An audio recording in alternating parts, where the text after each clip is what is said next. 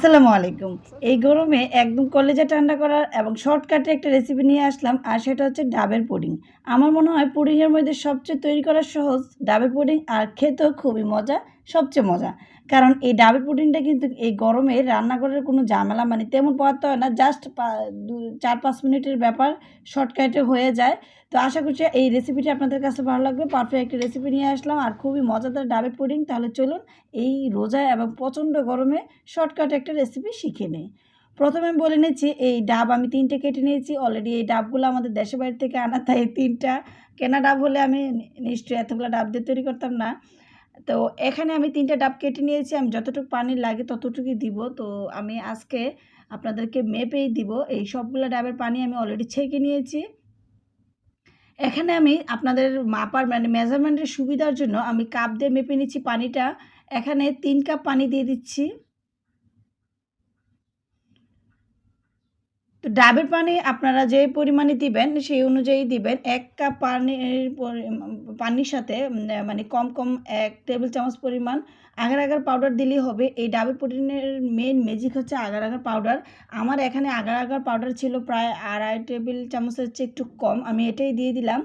আর half কাপের মতো চিনি দিলাম।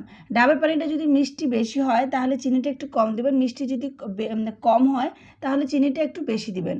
বাজারে কেনা ডাবগুলো কিন্তু মিষ্টি সাধারণত একটু কম থাকে, যেহেতু এটা আমাদের নিজস্ব গাছের ডাব, তো এটার মিষ্টিটা মোটামুটি ভালো, তাই আমি এখানে হাফ কাপ দিলাম। তো আপনাদের পছন্দ অনুযায়ী মিষ্টিটা দিবেন। তো অতিরিক্ত মিষ্টির চেয়ে হালকা মিষ্টিটাই বেশি মজা লাগে, ওভাবেই দিবেন। আবার বেশি কম মিষ্টি হলেও ভালো লাগবে না। এখন যে ডাবের ভিতরে যে শাঁসটা রয়েছে সেটা দিয়ে দিচ্ছি। তো এটা সাধারণত অতিরিক্ত কচি ডাবের চেয়ে আপনারা চাইবেন একটু হালকা শাঁস আছে এরকম নেওয়ার জন্য, কারণ এই শাঁসটা দিলে ভিতরটা সুন্দর লাগে, খেতেও মজা লাগে, প্লাস হচ্ছে দেখতেও একটা আকর্ষণীয় লাগে। আমি সবগুলো শাঁস তুলে নিচ্ছি, যতটুকু প্রয়োজন ততটুকুই দেবো। এখন আবার তো তুলে নিচ্ছি। তো যেহেতু কচি ডাব তো নরমই আছে, তাই চামচ দিয়েই তুলে নিচ্ছি। তবে অতিরিক্ত শক্ত থেকে হালকা নরম ওই টাইপের শাঁসটায় নিলেই বেশ মজা হয়। আমি এখন একটা মানে পিছনের যে সাদা সাদা অংশটুকু রয়েছিল চামড়াটা ডাবের, ওটা ফেলে জাস্ট সুন্দর করে কুচি কুচি করে কেটে নিয়েছি পছন্দ অনুযায়ী। তো এখানে হাফ কাপের মতো, হাফ কাপের চেয়ে একটু কম নিয়েছি। তো আমি পুরা 3টা ডাবের শাঁস নাই, হাফটুকু নিয়েছি। চুলায় বসিয়ে আমি অনবরত এভাবে নাড়তেই থাকলাম, কারণ হচ্ছে এই যে আগার আগার পাউডারটা রয়েছে সেটাও মিশ্রণটাও কিন্তু অলরেডি ঠান্ডা অবস্থায় নেড়ে মিশিয়ে নিয়েছিলাম। তো এটা আমি চুলা যখন নাড়তে থাকবো 4 থেকে 5 মিনিট সর্বোচ্চ সময় লাগবে, এর মধ্যে হয়ে যাবে। এটা যখন পুরোপুরি বলক চলে আসবে তখন এটাকে বন্ধ করে দেব। এই বন্ধ করার পরেও হালকা করে নেড়ে নিচ্ছি, কারণ এই ডাবের পানিটাই কিন্তু ঠান্ডা হলে পুডিং হয়ে যাবে। আমার মনে হয় পুডিংয়ের মধ্যে ডাবের পানির পুডিংই সবচেয়ে তৈরি করা সহজ আর খেতেও খুবই মজা। আপনারা অবশ্যই বাসায় ট্রাই করবেন। এই গরমে তো অবশ্যই ট্রাই করবেন। যা প্রচণ্ড রোদ পড়েছে, অবশ্যই ঠান্ডা জাতীয় জিনিসগুলোই বেশি খাবেন রোজায়। তো আমি এটা কিন্তু মোটামুটি ঠান্ডা অবস্থায় মানে 4 থেকে 5 মিনিট, অতিরিক্ত গরম অবস্থায় আমি শাঁসগুলা দিব না, কারণ অতিরিক্ত গরম অবস্থায় দিলে এটা সিদ্ধ কুক টাইপের হয়ে যাবে। তাহলে কিন্তু আমার যে এটার স্বাদটার যে রয়েছে ডাবের শাঁসের, সেটার স্বাদ কমে যাবে। তো আমি যেখানে দেখলাম একটু সাদা সাদা অংশ রয়েছে মানে সিলার অংশটা রয়েছে, সেটা হাত দিয়ে ফেলে দিলাম। দিয়ে তারপর ডাবের যে শাঁসের যে কুচি অংশটুকু রয়েছে সেটা দিলাম। দিয়ে তারপরে আবারও উপরে দিয়ে দিব, দিয়ে টুথপিক দিয়ে একটা বা সাসলেকের কাঠি দিয়ে একটু নেড়ে দিব। তো আপনারা চাইলে কিন্তু নিচে দিয়ে তারপর হচ্ছে পুরাটা ডাবের পানি দিয়ে দিতে পারেন, মানে পুডিংয়ের পানিটা।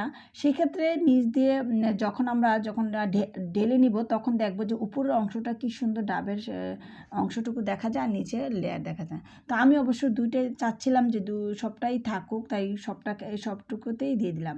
এখন এটার কাজ হচ্ছে শুধুমাত্র ঠান্ডা হওয়া। আপনারা চাইলে কিন্তু নর্মাল রেখেও ঠান্ডা করতে পারবেন, তবে আমার একটু তাড়া ছিল তাই আমি ফ্রিজে রেখে দিলাম। যেহেতু প্রচণ্ড গরম, ফ্রিজে একটু ঠান্ডা ঠান্ডা পুডিংটা খেতে আরও বেশি মজা লাগবে। এখন কিন্তু প্রায় 1 ঘন্টার মতো আমি রেখেছি, যেহেতু একটু পুডিংটা একটু বেশি, কারণ 3টা ডাবের পুডিং, 3 কাপ পানি এখানে। তো সে অবস্থায় এই পুডিংটাও বেশ একটু বড়সড়, তাই 1 ঘন্টার মতো আমি ফ্রিজে রেখে দিয়েছিলাম, কারণ ঠান্ডা হওয়ার পরে আবারও পুডিংটাও যাতে ঠান্ডা হয়। সর্বোপরি সব মিলিয়ে আল্লাহর রহমতে এই পুডিংটা অনেক অনেক মজা হয়েছিল আর দেখতে এতটা সুন্দর হয়েছিল। পুডিংয়ের বাটিটা কিন্তু যার যা পছন্দ অনুযায়ী নিতে পারেন, যে কোনো গোল রাউন্ড শেপ যে কোনো শেপে নিলেই হবে, আপনার পছন্দ অনুযায়ী পুডিং হয়ে যাবে। দেখুন মাশাআল্লাহ করে অনেক সুন্দর হয়েছে, অবশ্যই ট্রাই করবেন। কারণ এই প্রচণ্ড গরমে রান্নাঘরে যে অতিরিক্ত মানে সময় নষ্ট না হয়, কীভাবে শর্টকাটে করা যায় সেই ব্যবস্থাটুকু আজকে দেখালাম। কারণ এই পুডিংটা কিন্তু ঠান্ডায় যেমন ক্লান্তি দূর করে, তেমনি শরীরের জন্য উপকারী, যেহেতু এটা ডাবের পানি।